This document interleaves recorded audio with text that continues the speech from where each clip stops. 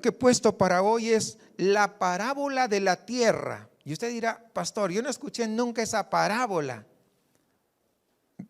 Permítame, cuando desarrollemos, voy a explicar por qué le he llamado la parábola de la tierra.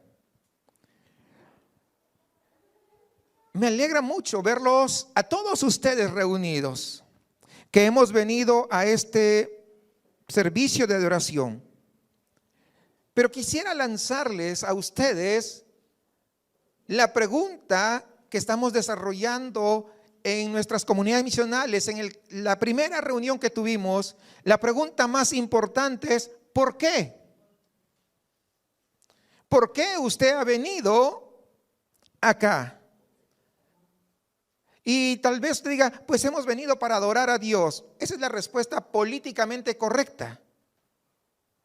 Pero bajemos un poquito más profundo en nuestros corazones. ¿Por qué? ¿Por qué? Porque tú podrías estar en este lugar donde enseñamos la palabra de Dios y ¿sabes qué? No beneficiarte de ella en absoluto. Es verdad. Puedes escuchar la palabra de Dios y salir de este lugar completamente sin cambios. Con la misma parálisis paradigmática con que entraste. Puedes incluso alegrarte mientras este sermón es expuesto y no hacer ninguna diferencia en tu vida. En esta semana leía sobre un estudiante del seminario, estaba en el 3er año y él estaba muy orgulloso por esa habilidad de poder entender y comprender el idioma griego. Ustedes saben que todo el Nuevo Testamento fue escrito en el griego y entonces él dominaba el griego al revés y al derecho, ¿verdad? Y él estaba trabajando en una exégesis, es decir, en un estudio profundo sobre el libro de Romanos. Y él pensaba que su trabajo exegético sobre Romanos era brillante. Y él decía, o pensaba para sí, yo creo que algún día yo tendré escrito un comentario sobre el libro de Romanos por fulanito de tal, con su nombre. Un día estaba anocheciendo y él estaba escribiendo una especie de notas exegéticas ahí al costadito de cada versículo que él iba interpretando de este pasaje, de este libro de Romanos, y se dio cuenta que justo estaba en el capítulo 8 de Romanos. Capítulo 8 de Romanos es una gloriosa exposición del Evangelio. En alguna oportunidad a alguien le preguntaron si tú no pudieses llevar, si te van a mandar a una isla y tú no pudieses llevar toda la Biblia, ¿qué llevarías? Y él dijo, el libro de Romanos. Pero si no pudieses llevar todo el libro de Romanos, ¿qué capítulo tú quisieras llevarte a esa isla? Y dijo, el capítulo 8 definitivamente. Porque en el capítulo 8 de alguna manera está condensado todo el Evangelio. Y él estaba haciendo ese estudio tan profundo del capítulo 8 de esta gloriosa exposición del Evangelio aquí en Romanos. Pero nada había tocado su corazón en absoluto. Solamente había sido un ejercicio teológico, exegético y lingüístico. ¡Qué terrible! De nada sirve saber las profundidades del idioma, sea hebreo o sea griego, idiomas en los que están escritos la Biblia, si eso no crea un cambio en nuestra vida, en nuestro corazón. Porque para nosotros como cristianos, Romanos es importantísimo, valioso. Ahí está la condensación del Evangelio. Ahora bien, la Biblia es como un espejo, ¿cierto? Todos sabemos esta parte. ¿Para qué? Para que podamos vernos a través de este espejo y vamos a ver cómo estamos nosotros espiritualmente. Ahora bien, fíjense esto. Jesús se encuentra en una situación similar con aquellos que le están rodeando. Hay una gran variedad de respuestas hacia él. Recuerden, hermanos, estuvimos viendo que estaban presentes los escribas, estaban presentes los fariseos, y frente a lo que él está enunciando, ellos estaban conspirando para poder matarlo. Ellos no podían soportar esa autodeclaración que había dado sobre sí mismo. Ese es el contexto. Ellos piensan que Jesús es un blasfemo, que se ha llamado a sí mismo hijo de Dios, que es un mentiroso, es un embaucador, que está reclamando autoridad que no la tiene. Y lo que quieren es verlo muerto o matarlo ellos mismos. Es más, recordarán que vimos la semana pasada que su propia familia, ¿verdad?, piensan que él está un poco loco y lo quieren salvar de él mismo. Él está como delirante. Jesús está así. ¿Cómo es posible que se llame hijo de Dios? Si todos sabemos dónde ha nacido, todos sabemos que es hijo de un carpintero.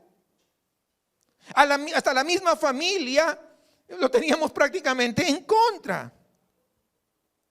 Pero por otro lado, tenemos a los discípulos que lo estaban siguiendo, que Marcos los denomina apóstoles, lo vimos la semana anterior, y entonces que escandalosamente habían dejado sus trabajos para seguir a este que dice ser el Mesías. Ese es el contexto. Y entonces, y ahora vamos al capítulo 4. Jesús empieza a enseñar. Vamos versículo 1 al versículo 8. Yo voy a leer en la Nueva Versión Internacional. Se lo expliqué la semana anterior, que a partir de este año voy a estar utilizando para beneficio de aquellos que nos están visitando y que tal vez no entienden muchas cosas, pero creo que lo hace un poco más claro. Fíjense bien. Vamos a la lectura. Dice: de nuevo comenzó Jesús a enseñar a la orilla del lago. La multitud que se reunió para verlo era tan grande que él subió y se sentó en una barca que estaba en el lago, mientras toda la gente se quedaba en la playa. Entonces se puso a enseñarles muchas cosas por medio de parábolas, y como parte de su instrucción les dijo: pongan atención. Un sembrador salió a sembrar. Sucedió que al esparcir él la semilla, una parte cayó junto al camino, y llegaron los pájaros y se la comieron. Otra parte cayó en terreno pedregoso, sin mucha tierra. Esa semilla brotó pronto porque la tierra no era profunda. Pero cuando salió el sol, las plantas se marchitaron y por no tener raíz, se secaron. Otra parte de la semilla cayó entre espinos que, al crecer, la ahogaron, de modo que no dio fruto. Pero las otras semillas cayeron en buen terreno, brotaron, crecieron y produjeron una cosecha que rindió el 30, el 60 y hasta el 100 por uno. Vemos, hermanos, en este pasaje que la gente era una multitud y se había aglutinado alrededor de Jesús. Probablemente no quieren que sea su Salvador, sino que lo más probable es que toda la multitud había escuchado que Jesús era un gran sanador, que hacía grandes prodigios y milagros y que dice cosas que otros no lo habían dicho antes. Estaban maravillados por eso. Y la gente lo estaba casi apretujando a Jesús. Y entonces vemos, según la lectura, que Jesús se tuvo que subir a una barca. Imaginen ustedes esa escena. Ir a la barca, se iba un poco retirado y a la orilla estaba toda la gente. Y es en este contexto que Marcos sitúa esta parábola que acabamos de leer. Y la cuestión es entonces, ¿por qué hay esta gran variedad de respuestas? Porque eso acabamos de ver. Hay varias respuestas. ¿Por qué la gente oye el mismo evangelio, el mismo sermón, el mismo mensaje, pero responde de formas distintas? Y Marcos registra a Jesús enseñando esta parábola, y ustedes casi todos lo conocemos como la parábola del sembrador. En nuestras Biblias tienen títulos y ahí está registrada como la parábola del sembrador. Pero yo pienso probablemente tendría que ser la parábola de la tierra. ¿Por qué? Porque la tierra en esta parábola es el centro del escenario. A diferencia de la mayor parte del Evangelio de Marcos, donde Cristo es el que ocupa el centro, ¿verdad? Aquí, en esta parábola, se trata de la tierra, de diferentes formas, o del suelo, para que me entiendan. Y de cómo se escucha y se recibe la palabra de Dios, siendo desde luego, esta es una cuestión de vida o muerte. Una cuestión muy crítica. Por eso yo decía que la parábola de la tierra, así le puse por título.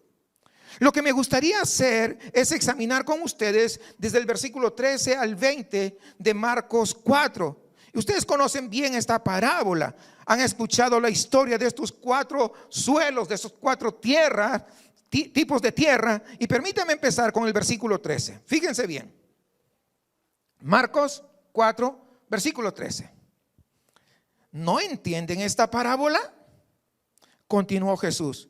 ¿Cómo podrán entonces entender las demás? Fíjense ustedes la importancia.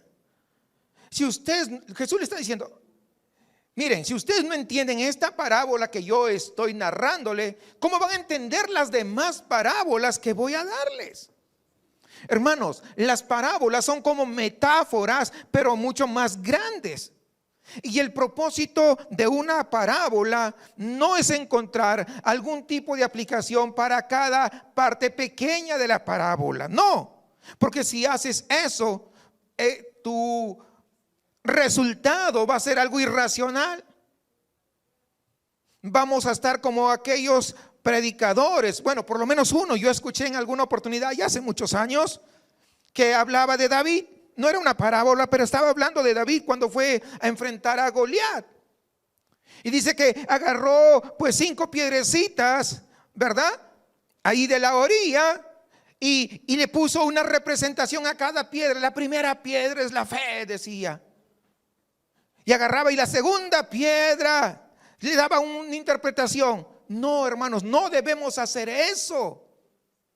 Que el Señor nos libre de ello. Por eso estoy tratando de explicarles que la parábola no es para interpretarlo por partecitas, sino que hay un mensaje central en estas parábolas que Jesús está narrando. Siempre las parábolas van a tener un punto central que Jesús está tratando de enseñar a sus discípulos, pero también a todos nosotros que somos su pueblo. No hay por aquí resquicios, por aquí resquicios, por allá. Pues se vuelve algo ilógico. Entonces Jesús le está diciendo, fíjense bien, amada iglesia de Ijer, esta es una parábola fundamental, porque si no entienden esta, las otras parábolas no la van a comprender. Porque esta parábola está explicando lo que está aconteciendo cuando Él enseña en parábolas. ¿Qué pasa cuando Él enseña las parábolas? Es lo que está diciendo acá. Y Él comienza a interpretar la parábola para sus discípulos. Versículo 14, síganme ahí, no se pierdan. Dice, el sembrador siembra la palabra. Algunos son como los sembrados junto al camino, donde se siembra la palabra. Tan pronto la oyen, viene Satanás y les quita la palabra sembrada en ellos. La semilla es esparcida, dice. Es decir, no es como el día de hoy se siembra, es diferente. No, en ese entonces el agricultor agarraba una bolsa y lo amarraba aquí a su cintura y con la cadera prácticamente lo tenía sostenida e iba tirando, sacaba, metía la mano, iba tirando toda la semilla por todo su camino. Esa era la manera. Entonces, lo que Cristo está ilustrando es que parte de esa semilla que Él ha tirado cae en el camino e inmediatamente se la comen los pájaros. Y Jesús dice, Miren, presten atención. Esta es una imagen de Satanás, que viene inmediatamente y arrebata la palabra antes de que pueda echar raíces. En otras palabras, Cristo está diciendo lo siguiente, preste atención a esto. Cada vez que se enseña la palabra, cada vez que la palabra es proclamada, ¿saben qué? Inmediatamente ocurre una guerra espiritual. Escúchate con atención. Cada vez que la palabra es proclamada, ocurre una guerra espiritual. Debemos de ser conscientes, pues, de esa guerra por el corazón que tiene lugar cada vez que se habla la palabra. Es decir, debemos tomarlo con seriedad. Debemos nosotros realmente tener claro que el diablo sí existe. Debemos creer que hay un enemigo realmente. Debemos creer que Satanás quiere hacer todo lo posible para mantenerte alejado, para mantenerte frío y separado del poder liberador y transformador de la palabra de Dios. Porque a veces un pequeño descuido, justo te perdiste lo que Dios estaba hablando a tu vida. Y esa guerra tiene lugar en el terreno de tu corazón y en mi corazón. Incluso en el momento, ahora mismo que tú estás sentado, en el lugar donde tú estás, está ocurriendo eso. Por eso le digo, preste atención a esto. Yo quisiera preguntarte, ¿cómo entraste, cómo llegaste el día de hoy a este lugar? ¿Cuál es la mentalidad de tu corazón? Quiero decir, es posible que llegues y no sea simplemente más que un hábito religioso que tú te lo has aprendido para los domingos. Y estás acostumbrado a venir al servicio del domingo y es simplemente un hábito. O tal vez si vienes consciente de esa guerra que hay en tu corazón y buscas la gracia divina, la gracia del Señor, buscas la gracia preventiva y buscas esa liberación de parte de Cristo cada vez que la palabra golpea tu vida, de tal manera que no venga y sea arrancada. La Biblia dice que Satanás viene vestido como un ángel de luz. ¿Acaso no sería el mejor engaño de todos tenerte regularmente escuchando la palabra sin que esta palabra pueda cambiar tu corazón? ¿No sería el engaño más grande y no beneficiarte de lo que estás escuchando? ¡Qué trampa tan cruel! ¿Sí entiende lo que estoy explicando? Tal vez yo podría darte, y quiero aclarar esto, algunos ejemplos de cómo esto que estoy hablando pueda suceder. Tal vez suceda que cuando tú te sientas ahí en el lugar, ahí cómodamente, y está bien, pero tú estás escuchando teológicamente y escuchas críticamente, pero no escuchas personalmente. Quiero que sepas, hermano, que el día de hoy estoy exponiendo la palabra. Esto no se trata de un ejercicio teológico. No estamos ensayando un bosquejo y dándote las partes para que tú te lo aprendas de memoria. Esta no es una oportunidad, hermanos, para alejarse de la palabra de Dios y criticarla de la forma en que el predicador tal vez está manejando la teología y que usted tal vez tanto aprecia. No. Ustedes deben apreciar la teología y la doctrina y tienen que cuidarse desde luego. Y deben preocuparse por aquellos que predican, que se ponen en este púlpito para exponer la palabra y que lo hagan con claridad y lo hagan con exactitud. Pero no debemos detenernos solamente en eso. ¿Por qué? Porque nosotros debemos oponernos a en cualquier momento cuando la palabra de Dios sea enseñada y considerada como una especie de un bosquejo intelectual, como un bosquejo académico, hablando palabras que de repente usted ni siquiera las entiende, palabras muy distantes. Es como disparar por encima de la cabeza en lugar de poder disparar al corazón. Cuidado con eso. se tiene que apuntar y tratar de bajar lo más que se pueda al corazón de cada uno de los presentes. ¿Para qué? Para que el Espíritu Santo pueda comenzar a usar esa palabra y penetrar cada uno de nuestros corazones. Ese es un engaño cruel del enemigo.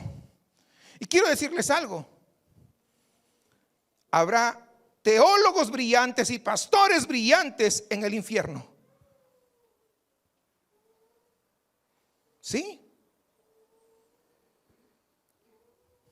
Tal vez estás sentado ahí, pero estás escuchando a la persona de al lado.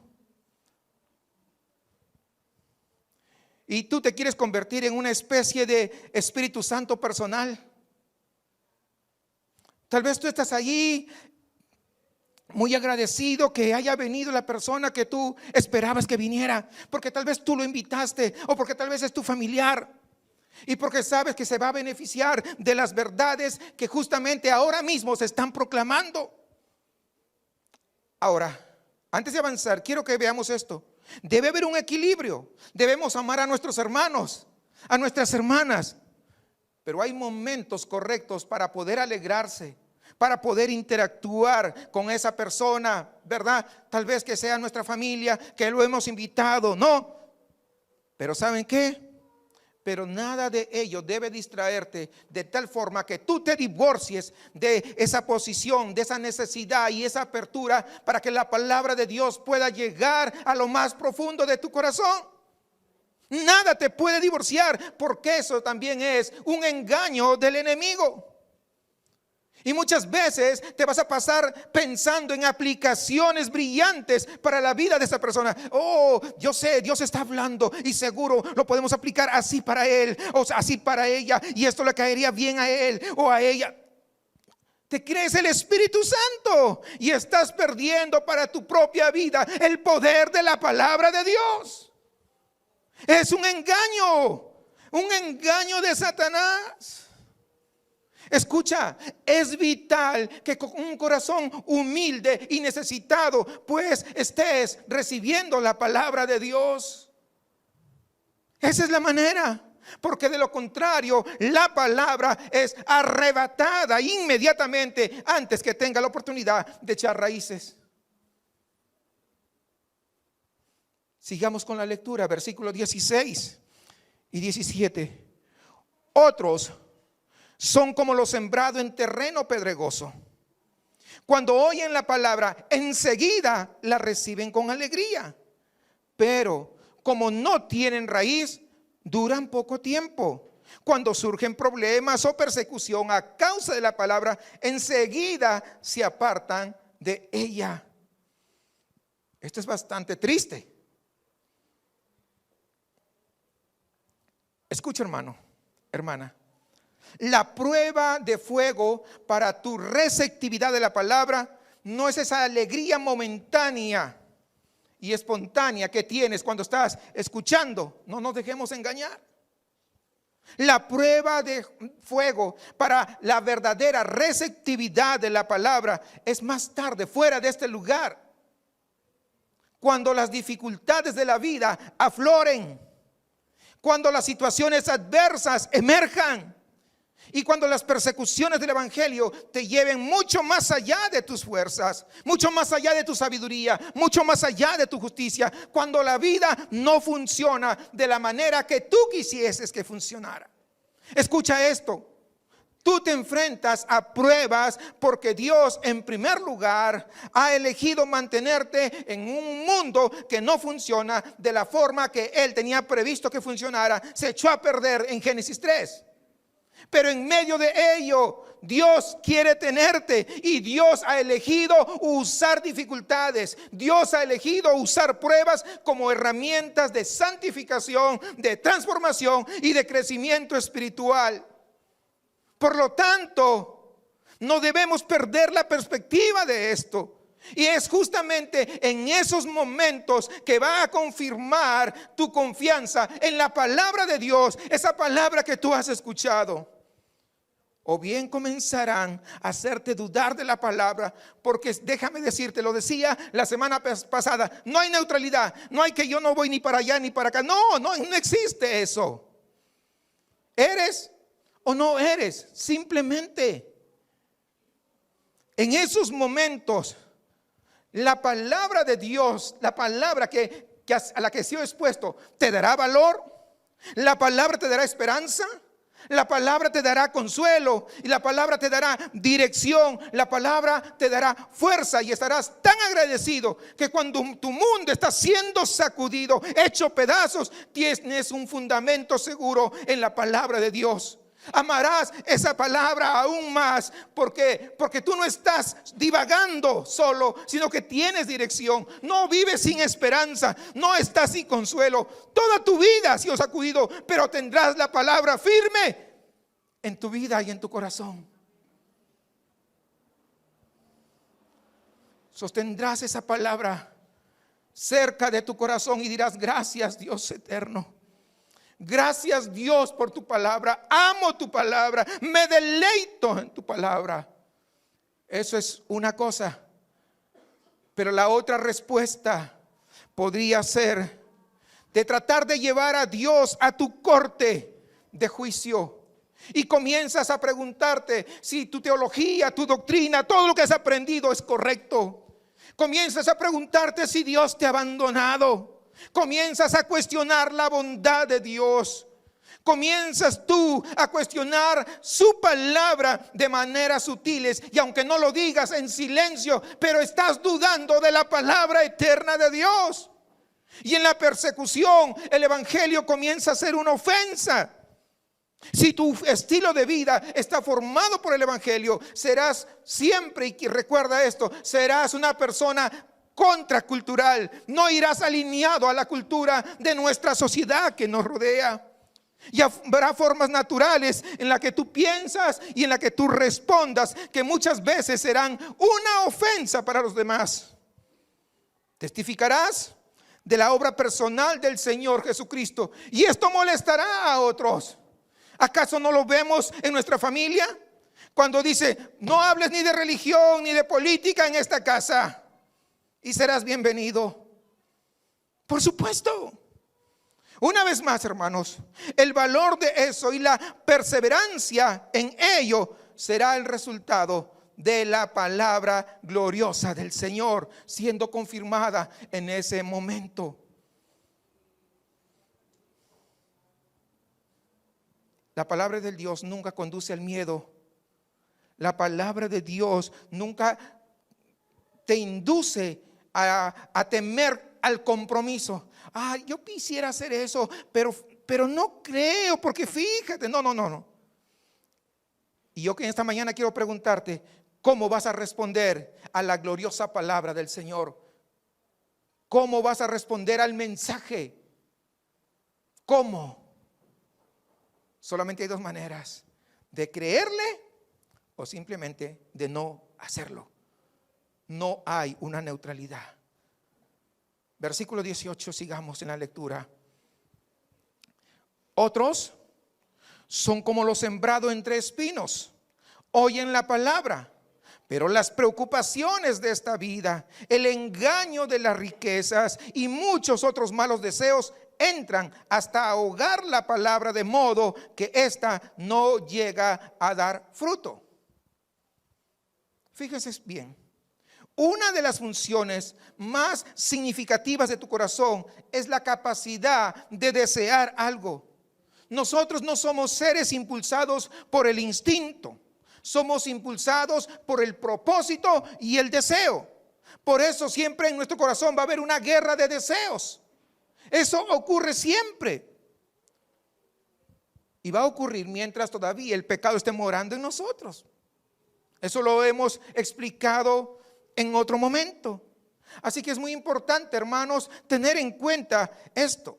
Jesús en Mateo capítulo 6 usa una palabra maravillosa para esa dinámica de los deseos de nuestro corazón, y esa palabra se llama tesoro. Porque donde esté tu tesoro, ahí estará ¿qué? Tu corazón. Qué gran palabra. Porque un tesoro, hermanos, es algo de valor. Y Jesús diría que realmente solamente hay dos clases de tesoros. En primer lugar, quiero empezar los tesoros terrenales. Los tesoros terrenales son aquellas experiencias físicas, son esas relaciones, son esas posesiones y son esos logros aquí en la tierra. Ahora, escuche bien esto. No está mal en desearlos. Dios mismo nos ha dado la capacidad de poder, por ejemplo, disfrutar la belleza. Tenemos un paladar y una lengua que saborean y yo estoy agradecido por eso. Mucho más, ustedes saben, soy del Perú, la comida peruana para mí pues es, siempre yo estoy pues hablando de ello. ¿Y por qué? Porque he tenido la oportunidad de viajar por una gran parte de mi país. Lo mismo que he hecho acá en México. Conozco, pues estuve contando el otro día, 12 estados de la República Mexicana. He disfrutado no solamente los platillos típicos de acá de Monterrey, sino pues de diferentes estados. Y yo agradezco a Dios por ese paladar que Dios me ha dado, ¿verdad? Pero también el Señor nos ha dado pues ese deseo de relacionarnos unos a otros, porque somos seres sociales. Dios nos ha hecho así, hemos sido creados así por Él.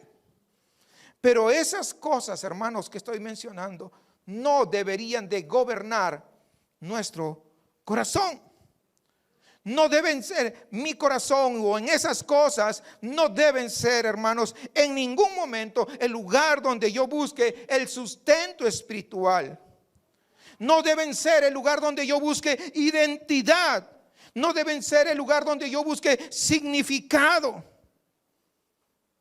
No deben ser el lugar donde yo busque un propósito. No deben ser el lugar donde yo busque mi más profundo sentido de bienestar. No. Ahí es donde este otro conjunto de deseos que voy a mencionar son los que deben gobernar mi corazón. Fíjense bien. Y es el deseo por las cosas celestiales. Uno son los deseos de las cosas terrenales y el otro el deseo de las cosas celestiales. Es lo que dice también las Escrituras. Y Lucas habla de un tesoro que nunca se gastará, que nunca se echará a perder. Y ese es el deseo literal de Dios. Cristo lo resume en: busca mi reino y mi justicia. Uno de los grandes problemas que nosotros tenemos es que pensamos muchas veces que somos más listos que Dios, que el hecho de poder ser cristianos nos hace tan infelices, cuando el hecho de buscar la santidad de Dios es lo que va a dar realmente felicidad genuina y verdadera a nuestra vida. Y muchas veces tratamos de llenar nuestra vida con cosas o con personas, con acciones, etcétera, pero nunca nos vamos a satisfacer hasta que no busquemos al Señor genuinamente. Hemos sido creados, escúchenlo bien, hemos sido creados para ser satisfechos únicamente, exclusivamente en Jesucristo y nada más. Por lo tanto, si hemos sido diseñados para ser satisfechos en Él, no habrá nada ni nadie que nos pueda satisfacer por completo. En otras palabras, es una pérdida de tiempo tratar de buscar satisfacción en otras cosas. Tratar de buscar plenitud e identidad en personas. Pastor, pues le quiero comentar que mi matrimonio no va tan bien. Es que yo pensé que cuando me casara pues iba a ser tan feliz, pero ni para la luna de miel me duró. Porque estamos buscando una identidad en el lugar equivocado. Estamos buscando felicidad en el lugar equivocado. Claro, con nuestra esposa vamos a tener momentos felices, pero hay momentos en que no se parece a la felicidad. Por más santos que seamos, porque estamos diseñados por diseño de Dios solamente encontrar satisfacción e identidad. ¿En quién? En Jesucristo. Y cuando de repente mi esposa no está a la altura de lo que yo esperaba, ya no me decepciono. ¿Por qué? Porque mi identidad está puesta en Él. O sea, tenemos que comprender esto. Así que lo que tenemos que entender es que nuestra vida debe estar gobernada por el deseo mayor. ¿Cuál es? El deseo de Dios para nosotros. No menos que eso. Cuando nosotros comenzamos a anhelar el deseo de Él, ¿cuál es el deseo de Dios? El deseo de Dios es que yo lo conozca más y más. Recuerden, Él es infinito. Por lo tanto, aún en la eternidad seguiremos conociendo más y más y más y más. Nunca terminaremos de conocerlo. Pero también el deseo de Dios es que yo le sirva. El deseo de Dios es que yo crezca en Él, que yo le complazca a Él, que yo pueda ser parte de alguna manera de la obra de su reino. Ese es el deseo de Dios y esa es la gloria de Dios. La expansión de su reino es el paradigma, hermanos, que impulsa mi vida. Ahora bien, la forma en que recibas la palabra estará condicionada por el conjunto de deseos que gobiernan tu corazón. Yo solo quiero decirte esto. Y este es un comentario de cultura general. Creo que como iglesias evangélicas estamos con un problema aquí. Porque creo que de maneras sutiles y tal vez a veces no tan sutiles, la iglesia hemos comprado el modelo de la cultura de nuestra sociedad de lo que significa la buena vida. Es triste. Y hay quienes pues escriben artículos sobre esto y ellos argumentarían que si se considerara los gastos promedios de las banalidades del creyente evangélico profesante, en sí mismo es un escándalo, porque estamos tratando de perseguir tanto el tesoro terrenal que a veces estamos tan endeudados o estamos tan gastados que no tenemos libertad de dar como deberíamos de dar para la obra de Dios. Creo que todos de una u otra manera estamos tentados a eso. Tengo una casa, no, pero ya no me gusta esa casa, quiero otra mejor. Tengo un coche, no, pero no es suficiente, quiero otro coche. Tengo 3 pares de tenis, pero me hace falta otro más.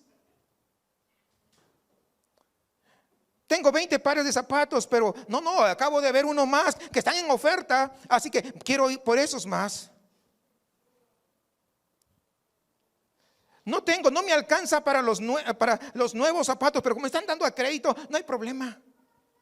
Lo saco a crédito y me estoy endeudando sin tener una necesidad, y eso es una banalidad. Y estoy gastando, pero no soy capaz de poder haber hecho lo necesario para que el reino de Dios siga creciendo.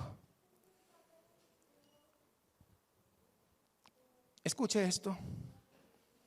No se puede meter a las necesidades reales que tenemos, las comodidades y la gloria del reino de Dios en un mismo costal, en ese sistema de valores que nuestra cultura o la sociedad nos ha hecho creer, porque no va a funcionar. No nos engañemos. No nos engañemos. Y luego hay una cuarta categoría, Marcos 20, vamos, versículo 20. Pero otros son como lo sembrado en buen terreno. Oyen la palabra, la aceptan y producen una cosecha que rinde el 30, el 60 y hasta el 100 por uno. Estas, hermanos, son las personas que vienen a escuchar la palabra de Dios con esa suave y rica tierra de un corazón necesitado, un corazón lleno de humildad, un corazón lleno de expectativa por Dios y una profunda comprensión de esa desesperada necesidad que tienen de la gracia de Cristo Jesús.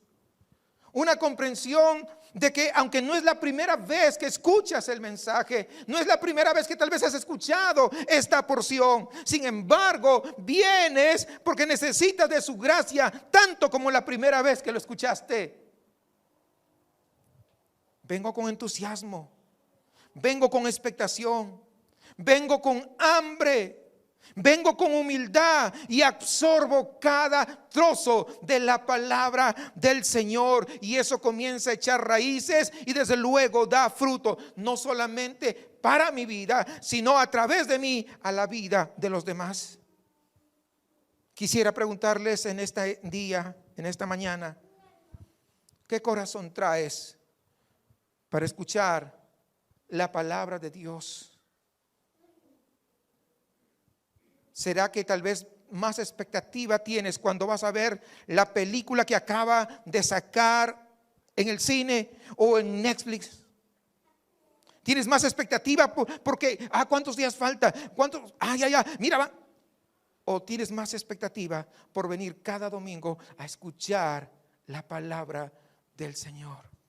¿Con qué corazón vienes? Yo no sé.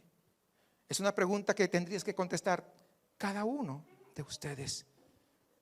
Ahora quiero pasar y miremos juntos los versículos 10 al 12, porque hay otro elemento de esta parábola al que quiero prestarle atención. Jesús ha dicho la parábola e iba a interpretar la parábola a sus discípulos. Acabamos de oír la interpretación. ¿Estamos de acuerdo? Y en el versículo 10, fíjense esto, dice: cuando se quedó solo, los 12 y los que estaban alrededor de él le hicieron preguntas sobre las parábolas. Fíjate esto, hermano, que no solamente hay los 12 discípulos, hay un grupo íntimo de seguidores, discípulos pues en el amplio sentido de la palabra. Y miren, sigamos la lectura, versículo 11 y 12, dice: a ustedes se les ha revelado el secreto del reino de Dios, les contestó, pero a los de afuera todo les llega por medio de parábolas, para que por mucho que vean no perciban, y por mucho que oigan no entiendan, no sea que se conviertan y sean perdonados. Lo primero que tenemos que tener claro es que Jesús en este versículo 12 está pronunciando las palabras del profeta Isaías. En ese contexto histórico, y está diciendo que no vayan a malinterpretar, por eso estoy tratando de explicarle. Lo que está diciendo aquí es que la enseñanza de las parábolas es gracia, pero también juicio.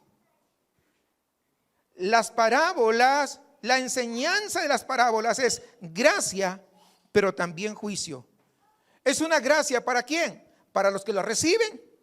Porque al hablar estas parábolas e interpretarlas, él mismo está abriendo a sus seguidores los profundos y misteriosos secretos del reino.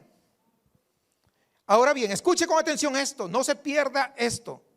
Las cosas más importantes de la vida que tú puedas llegar a conocer, nunca, jamás lo sabrás por experiencia personal o por investigación. Solamente se conocen por revelación divina. Dios debe revelarlas solamente por su gracia. Y sin embargo, al mismo tiempo, las parábolas eran un juicio a aquellos que se oponían al Mesías, aquellos que rechazaban a Jesús, aquellos que se burlaban cuando él se autoproclamaba y cuestionaban su predicación del evangelio. Calvino, al comentar este pasaje, dice lo siguiente, abro comillas: la gente de la que habla Jesús soporta la culpa del corazón, la ceguera y la dureza de su propio corazón, cierro comillas. Hermanos, no podemos alejarnos del hecho de que Jesús está enseñando que Él es soberano. Lo cantábamos hoy al empezar el servicio. Uno de los cantos hablaba de la soberanía de Él. Él es soberano sobre su palabra. Él es el que elige quién la recibirá. Él es el que decide a quién le abrirá los secretos del reino. Ahora tal vez tú estés pensando, bien, entonces no hace ninguna diferencia si yo respondo o no respondo, si yo me distraigo mientras están predicando o no, no hay ninguna diferencia. Si Jesús es soberano y Él elige quién va a escuchar, entonces ¿para qué preocuparse? Pues por eso yo estoy bien relajado. Bueno, entonces el resto de la parábola no tendría sentido, porque quiero llevarte a ese llamado a la acción que hace Jesús en esta parábola. Lee el versículo 9 juntamente conmigo, para que veas que no es algo pasivo. Mira, el que tenga oídos para oír, que oiga, añadió Jesús. Es un llamado a una respuesta. No es para que te quedes tranquilo, sino a una respuesta.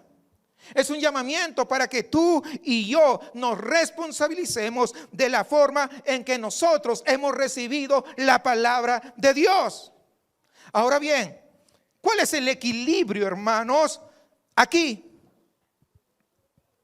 escuchen, eso es lo que tiene que usted tener claro, que Dios en su soberanía no solamente ordena los fines, sino que también ordena los medios para llegar a cumplir ese fin. Es decir, Jesús no solamente se preocupa por el resultado, sino que Él ha ordenado todos los medios para llegar a ese resultado que Él ha determinado. Y la manera que Dios ha escogido en su soberanía para cumplir su plan, es a través de ¿qué? De la predicación y la fe en su palabra. El medio es parte de su plan soberano. Y así que es justo que Cristo declare pues su soberanía, pero al mismo tiempo llame a toda la multitud ¿a qué? A la responsabilidad de cómo va a responder al evangelio al que está siendo expuesto. Eso es el evangelio. Nunca es una cosa u otra, siempre son ambas cosas a la vez. Ahora Jesús usa oír de dos maneras. El que tenga oídos para oír, que oiga. ¿Qué significa eso? Bueno, significa que recibir la palabra de Dios, que venir con esa receptividad de corazón. ¿Por qué tenemos que hacerlo así? Porque nuestros corazones se distraen muy fácilmente. Es tan fácil empezar a juguetear con tu iPhone, con tu smartphone, porque estás esperando la llamada o estás esperando el mensaje de WhatsApp. Es que tengo este mensaje urgente. Hace poquitos años atrás no había teléfonos celulares y nos reuníamos en la iglesia y no pasó nada de lo que Dios no tuviera control. Ay, es que mi mamá está enfermo. Pues el doctor lo va a ver, tú no te preocupes.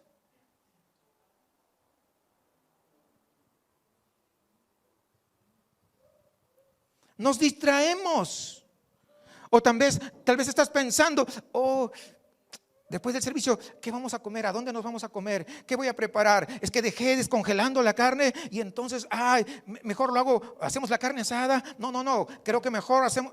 Y ya te fuiste. O tal vez te distraes pensando, es que ya mañana lunes el trabajo y tengo ese jefe tan gorroso, ya no sé qué voy. Y comienza a distraerte no sabes cuando ni siquiera sabes si vas a amanecer. Y te estás preocupando y ya te distrajiste. Así es nuestro corazón de distraído. Así que hermanos, venir a este servicio de oración con un corazón receptivo es orar y decir: Dios mío, yo reconozco que mi corazón se desvía por un lado y por otro. Dame concentración, despeja mi mente, abre mi corazón. Quiero recibir tu palabra, anhelo, soy sediento de tu palabra. Como el ciervo brama por las corrientes de las aguas, mi alma anhela más y más de ti. Significa, hermanos, aceptar su palabra con un corazón humilde. Creo que lo que Dios ha dicho simplemente porque Dios lo dijo. Y en lugares donde la palabra desafía mi lógica, en lugares donde la palabra desafía mi entendimiento y echa por tierra todas las cosas que yo venía pensando, no me permito argumentar contra la palabra de Dios. Simplemente la recibo porque es Dios y la acepto. De eso se trata, hermanos, el corazón, la humildad del corazón. Y en tercer lugar, significa que yo actúo con consecuencia de lo que yo recibo. Yo determino salir de este lugar, que voy a vivir una vida basada en la palabra de Dios, y que luego significa que voy a vivir con una vida hambrienta. Quiero ser uno que tiene hambre y sed de justicia. No puedes dejar de mirar este pasaje y recordar que el que está hablando de la siembra de la palabra es la misma palabra el que está diciendo eso. No es nadie más. Él es la revelación final de Dios. Él es el único, la palabra. Él es el Cordero que vino a sufrir y morir para que nosotros tuviésemos la gracia de creer. Porque por gracia sois salvos, por medio de la fe. Y esto no es de vosotros, esto es un don, esto es un regalo de Dios, no por obras, para que nadie se gloríe. Alabado sea Dios por esa gracia. Alabe a Dios, hermano, por ese plan soberano, y hágalo asumiendo responsabilidad por la condición y el carácter de su corazón al escuchar pues la palabra de Dios. ¿Qué corazón traes a la palabra de Dios el día de hoy? No lo sé. Quiero invitarte que te pongas de pie. Después de haber sido expuesto a la palabra, puedas orar juntamente conmigo.